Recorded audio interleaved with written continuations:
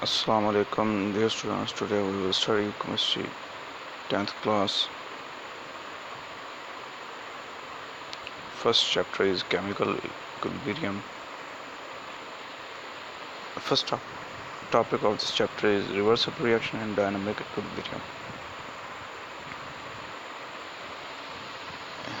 In this topic we will study what is irreversible reaction, what is reversible reaction,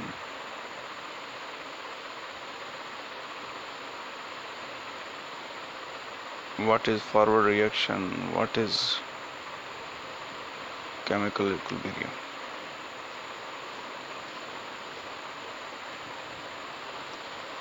First of all, we should discuss irreversible reaction.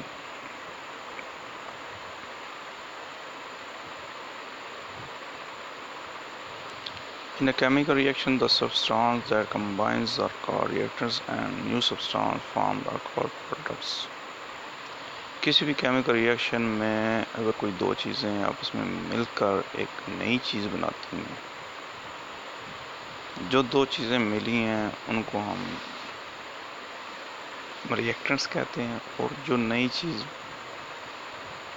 बनी है उन दो चीज़ों के chemical react होने की वजह से वो चीज़ प्रोडक्ट कहलाती है। मसलन ये स्क्रीन पर आप देख सकते हैं कि हाइड्रोजन और ऑक्सीजन रिएक्ट करके H2O बना रहे हैं। यहाँ पर इस इक्वेशन में हाइड्रोजन और ऑक्सीजन रिएक्टेंट्स हैं और H2O प्रोडक्ट है। तो डियर स्टूडेंट्स, अब हम देखेंगे कि इरिवर्सिबल रिएक्शन और रिवर्सिबल रिएक्शन क्या है। Most of the reactions in which the product do not recombine to form reactants are called irreversible reaction. वो रिएक्शंस जिनके अंदर प्रोडक्ट्स जो हैं वो दोबारा रिएक्टेंट्स में तब्दील नहीं होते, वो इरिवर्सिबल रिएक्शन कहलाते हैं। अगर हम ये जो ऊपर हमने रिएक्शन पढ़ा है हाइड्रोजन और ऑक्सीजन का जो मिलकर पानी बना रहे हैं, अगर हम इसकी मिसाल ले लें कि हाइड्रोजन और ऑक्सीजन मिलकर पानी बना रहे हैं, तो अगर अब पानी नहीं तोड़ा जा सकता दोबारा ऑक्सीजन और हाइड्रोजन में, या ये कहें कि अब पानी से हम हाइड्रोजन और ऑक्सीजन के मॉलिक्यूल्स को दोबारा वापस हासिल नहीं कर सकते, तो फिर तो ये इरिवर्सिबल रिएक्शन होगा। On the other hand, if a chemical reaction in which the products can recombine to form the reactants are called reversible reaction. और dear students, अगर ये पानी को हम हाइड्रोजन और ऑक्सीजन के मॉलिक्यूल में दोबारा वापस ले आए तो फिर ये रिवर्सिबल रिएक्शन कहलाएगा। अदरवाइज हम इसको इरिवर्सिबल रिएक्शन कहेंगे। अगर रिएक्शन इरिवर्सिबल है तो then it will be represented by a single arrow, जैसे कि ऊपर वाली मिसाल में जो है हमने सिंगल एरो यूज़ किया, that's why it's irreversible reaction.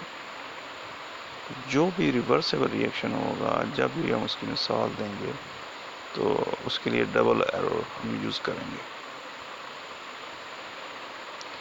अब रिवर्सिबल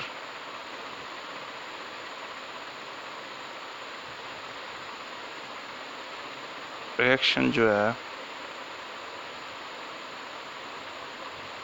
ये आप देख सकते हैं, ये H2 hydrogen I to iodine. These two molecules combine to form hydrogen iodide. So this is a reversible reaction is represented by the double arrow. So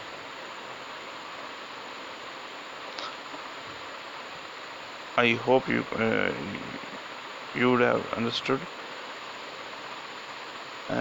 Now the other thing we'll study in this topic, that is forward reaction. Forward reaction is the reaction in which reactants combines to form product. As you can see in the example shown on the screen, H2O and I2 reacts with each other to form hydrogen iodide. So reactants are reacting with each other to form the product. So this is the forward reaction.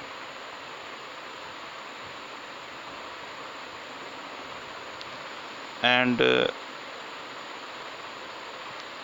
opposite to this, if the product is breaking down into the reactants, यानी कि अगर अब जो hydrogen iodide ऊपर बना है वो दोबारा प्रोडक्ट्स में तब्दील होगा, तो that will be called reverse reaction. यानी ये अब रिएक्शन उल्टा हो रहा है, पीछे की जानब हो रहा है, उसकी डायरेक्शन रिवर्स होगी. अगर रिएक्टेंट्स मिलकर प्रोडक्ट बना रहे हैं that will be forward reaction, और अगर प्रोडक्ट चेंज हो रहा है रिएक्टेंट्स में तो that will be reverse reaction. क्योंकि हाइड्रोजन और आयोडीन का जो रिएक्शन है वो बोथ डायरेक्शंस में होता है, तो इसको हम रिवर्सिबल रिएक्शन भी कहेंगे. If it was in a single direction then it would be called irreversible reaction, लेकिन ये रिवर्सिबल रिएक्शन है.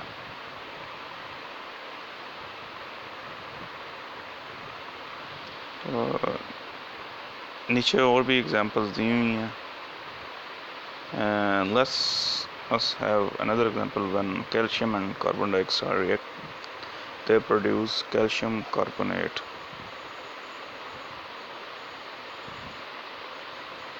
On the other hand, when calcium carbonate is heated in an open flask, it decomposes to form calcium oxide and calcium carbon dioxide. Carbon dioxide escape out and reaction goes on to completion. तो ये example भी एक reversible reaction की example है, जिसमें calcium oxide और carbon dioxide मिलकर calcium oxide बनाते हैं. और अगर कैल्शियम कार्बोनेट को दोबारा हम किसी फ्लास्क में डाल के उसको हीट करें, ऊपर से उस फ्लास्क का जो है वो माउथ जो है वो उसका ओपन होना चाहिए. तो फिर क्या होगा, कैल्शियम कार्बोनेट डिकम्पोज हो जाएगा, दोबारा रिएक्टेंट्स में तब्दील हो जाएगा कैल्शियम ऑक्साइड और कार्बन डाइऑक्साइड. कार्बन डाइऑक्साइड जो है वो क्योंकि गैस है, दैट्स वाई ये फ्लास्क से बाहर आ जाएगी.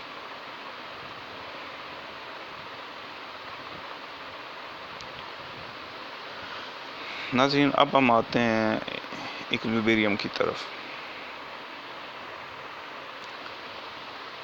इक्विलिब्रियम, केमिकल इक्विलिब्रियम की तारीफ ये है कि when the rate of forward reaction take place at the rate of reverse reaction, the composition of reaction mixture remains constant. This is called chemical equilibrium state. जैसे कि हमने ऊपर पढ़े हैं रिवर्स रिएक्शन और फॉरवर्ड रिएक्शन हमने पढ़ा ऊपर। जब रिएक्शन आगे की तरफ हो रहा है, उसकी डायरेक्शन आगे की तरफ है तो वो फॉरवर्ड है, और backward direction reverse direction then that is the reverse reaction. तो इसमें वो बात करता है कि इफ़ जो है फॉरवर्ड रिएक्शन का रेट और रिवर्स रिएक्शन का रेट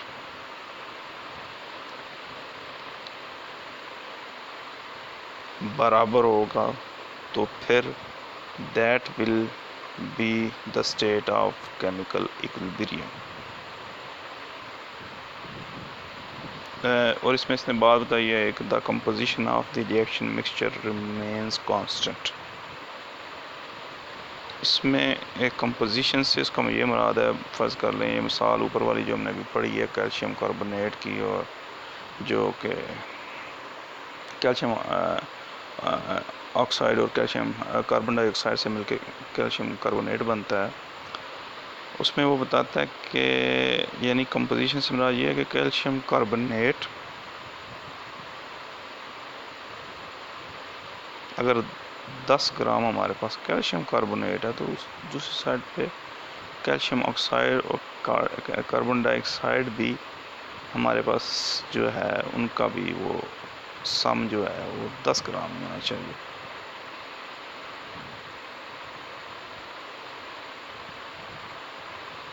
यानी दोनों साइड पे जो है हमारे पास मिक्सचर जो है वो कांस्टेंट रहना चाहिए। और रिएक्शन भी हो रहा है, फॉरवर्ड रिएक्शन भी चल रहा है, साथ में रिवर्स रिएक्शन भी चल रहा है, लेकिन दोनों साइड पे उनकी कंपोजिशन जो है वो कांस्टेंट है। तो इस तरह की स्टेट को हम कहते हैं केमिकल इक्विलिब्रियम। अब इसमें जो है वो बताता है कि at equilibrium state there are two possibilities. Equilibrium की स्टेट में हमारे पास दो पॉसिबिलिटीज़ हो सकती हैं। वो पॉसिबिलिटीज़ क्या हैं वो हम देखते हैं। When reaction cease to proceed it is called static equilibrium. This happens mostly in physical phenomena. For example, a building remains standing rather than falling down because all the forces acting on it are balanced. This is an example of static. पहली possibility है chemical equilibrium में हमारे पास ये है कि static equilibrium. Static equilibrium क्या है कि रिएक्शन जो है हमारा रुक जाता है, रिएक्शन हमारा स्टॉप हो गया, लेकिन दोनों साइडों पे रिवर्स रिएक्शन का रेट और फॉरवर्ड रिएक्शन का रेट, यानी कि दोनों साइडों पे जो है कंपोजिशन जो है उस रिएक्शन के मिक्सचर की जो कंपोजिशन है वो बराबर है। ठीक है, बिकॉज रिएक्शन तो स्टॉप हो गया, तो इसलिए हम ये नहीं कहेंगे कि रेट ऑफ रिवर्स रिएक्शन और रेट ऑफ फॉरवर्ड रिएक्शन बराबर होंगे, क्योंकि ये उस वक्त होता है जब रिएक्शन चल रहा हो। लेकिन जब रिएक्शन स्टॉप हो गया तो फिर हम उसमें सिर्फ उसकी कंपोजिशन को देखेंगे। कंपोजिशन दोनों साइड पे बराबर है तो इट्स मीन ये इक्विलिब्रियम है, और इसको हम स्टैटिक इक्विलिब्रियम कहेंगे। और दूसरी जो पॉसिबिलिटी है उसमें है वो है डायनामिक इक्विलिब्रियम की। इसमें रिएक्शन स्टॉप नहीं होता, रेट ऑफ फॉरवर्ड रिएक्शन और रिवर्स रिएक्शन जो है वो इक्वल होता है और अपोजिट होता है। यानी फॉरवर्ड जो रिएक्शन है उसकी डायरेक्शन फॉरवर्ड की तरफ है, आगे की तरफ है, और रिवर्स रिएक्शन की बैकवर्ड है। इन दोनों की डायरेक्शंस अपोजिट होती हैं। रिएक्शन हो रहा है लेकिन जितना रिएक्शन फॉरवर्ड की तरफ जा रहा है उतना ही रिएक्शन रिवर्स की तरफ हो रहा है। इस तरह की जो सूरत हाल होती है, इस तरह की सूरत हाल को हम डायनामिक इक्विलिब्रियम कहते हैं। तो